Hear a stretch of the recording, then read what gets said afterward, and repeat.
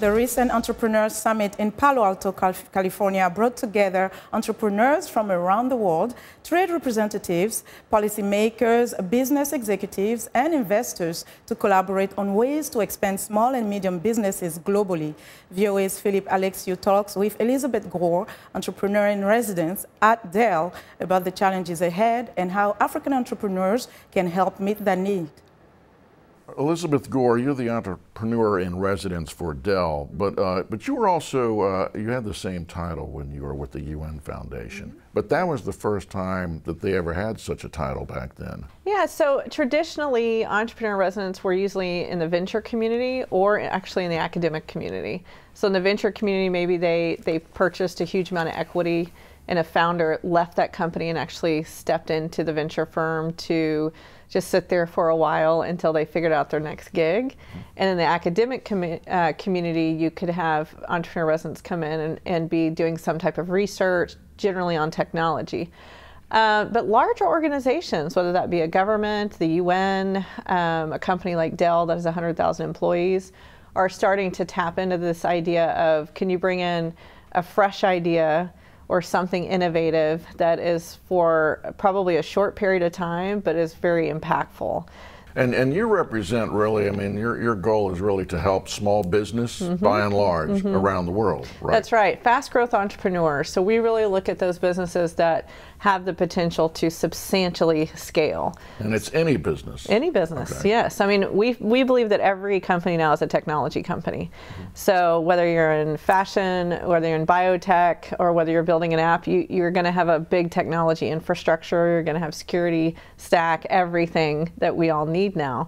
And what is it that is there a block that they have that they're not crossing over to, that you can bridge that for them? Well, entrepreneurism is quite unique because when someone comes to an entrepreneur, they usually have a great idea or product that they've created, but maybe they don't have the bigger vision to think about, okay, what's my IT infrastructure? What's my finance needs? How am I going to scale quickly and have good HR and keep people innovative? An entrepreneur is usually thinking about that product and getting profitable.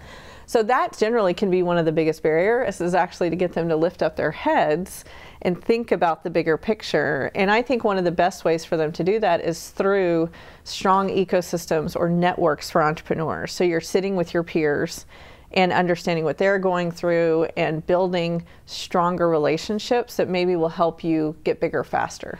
Now, you grew up on a ranch, right? Sure did. Okay, so you're used to getting your hands dirty. Very dirty, right? yes. Now, when you come to these symposiums, Might be dirty today. right, there you go. But at some point, do you personally have to go in and get your hands dirty and go in, or wherever, into the neighborhoods of the people and talk to them? It's actually, that's the favorite part of my job. So everyone teases that I'm the chief listening officer at Dell. So what's really important for, I think, any EIR, but particularly my job, is to actually go to where entrepreneurs are and see what their barriers are, listen to them. Africa's already jumped.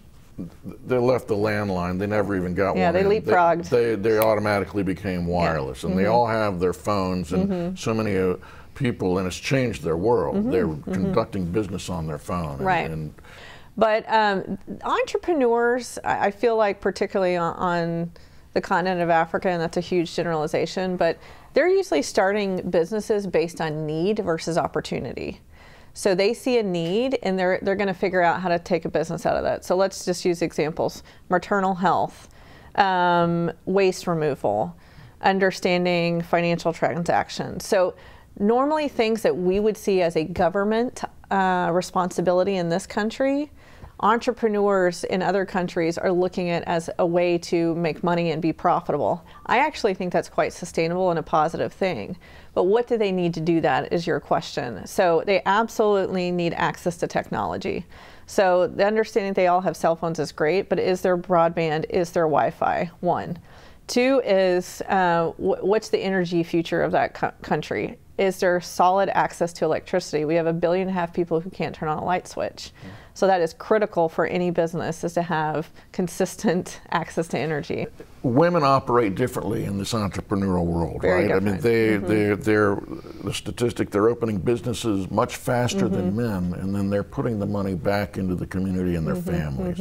Why does that seem to be different between the two, the men and the women? Well, women are building businesses twice as fast, but they're also failing 7 times faster, which is unfortunate. You know, I talk about, everyone keeps bringing up the stat that women are only getting 3% of venture capital. Well, there's a million other ways to get capital. Right. But instead of elbowing in there, let's look at other things like SBA loans and crowdfunding and private family wealth capital. So I think we need to just start building different ecosystems. And women do put 90% of their income back in their communities and families. So that's a pretty good bet.